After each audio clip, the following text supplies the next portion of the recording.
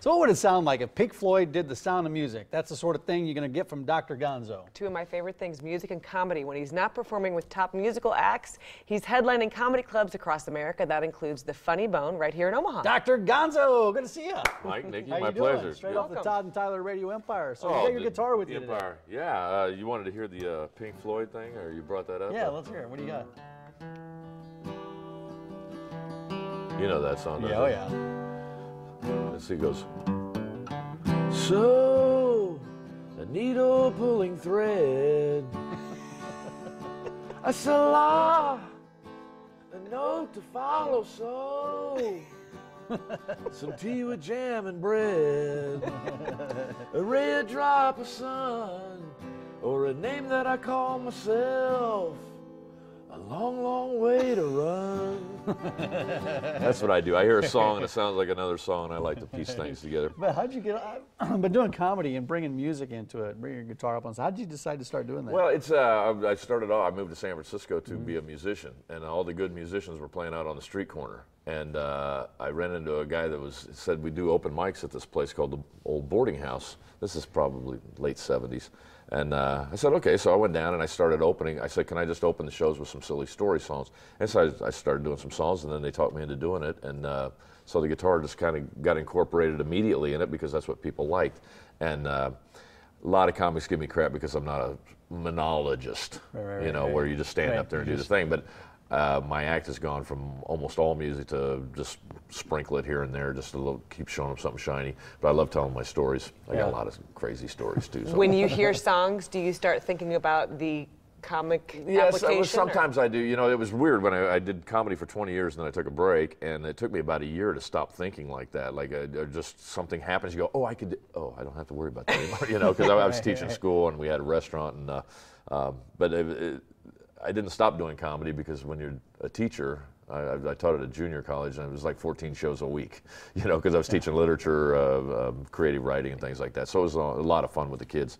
And you're a teacher, but I understand you were also a city councilman at some point. Yeah, well, when I moved back to my home, I moved back because of my folks' health, and they've passed since then. But I was depressed about how my town looked. It was a small town in the Midwest, and it's like a generation dropped the ball on things. It looked horrible. Yeah. So I got on city council thinking I could make some changes, and we did. We used to have burn barrels, and we banned the burn. We started recycling. We got a building donated to us for food pantry and local museum. We started a historical society. So I've done a lot for my hometown, and that's still my biggest passion right now. I just leased out my restaurant to another restaurant, and I'm really excited about that. And just trying to keep it alive. We're a consolidated school district, and the school's there, so we're just trying to keep life in a small town.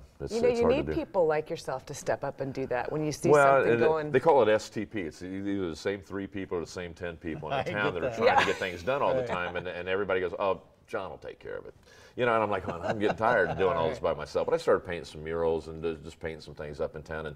And when you feel like you're doing something, it makes other people jump on the bandwagon. And our demographic in a small town is the same as all small towns. It's like 0 to 18 and 65 to death. Because once you become 18, you take off, and very few people stick around because there's not a lot of opportunities. Well, more people are starting to stick around a little bit more, and a lot of people that were from my age, I moved back, and a lot of my friends that stuck around, they got the plumbing business or they own the store or whatever, and just trying to keep things alive, it's hard to do. Well, you're a politician and a comedian. Do you see the irony?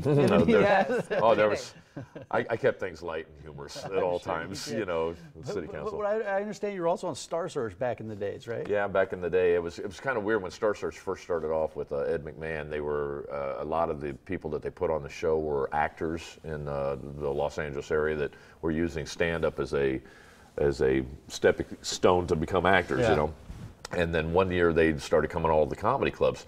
So the year that I was on, all the real good club comics, we were on. So like I won one, lost one, won one. Everybody won one, lost one, won one, lost one, because you just kept getting beat by the next guy because we were all club comics that knew how to make make people laugh. And you got 120 seconds, you know.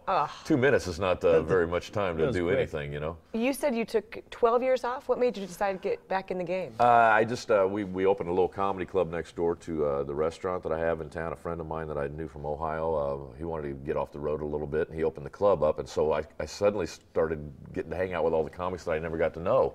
Because when you're on the road, you see all these pictures in all the comedy clubs, all these comics, and Todd Yan and Kevin Meaney and all these people.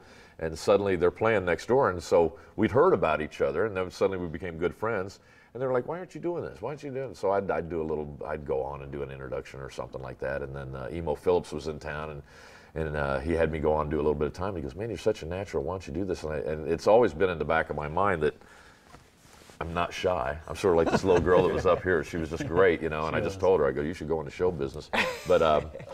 But you just get, I don't know, you kind of get the bug back again. And now I'm having fun. I was burnt out from 20 years of Well, you travel. got to be having fun because I heard you were roaming the hallways here at Journal Broadcast Group, playing guitar. Just having a just good time. rolling around. I was playing some 80s. We have about less than a music. minute, less than a minute to go. Anything you want to close? Yeah, with? just all my songs. I'm not like Weird Al. I don't play a whole song. I just kind of get right to the punchlines. Like, there is a house of pancakes, you know, stuff like that. Here's one that everybody likes. Little Larry Clapton.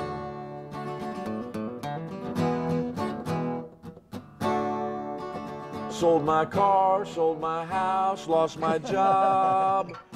Cocaine. Yeah, right. I got them all laughing. Yeah, back they there. got it. They got it. But just keep it short and sweet. You know, I don't beat around the bush. No, you don't. Dr. Gonzo, thanks for stopping by. He's the Mike, Funny thank Bone you. all My weekend. pleasure. Yeah, great to see you. FunnyBoneOmaha.com.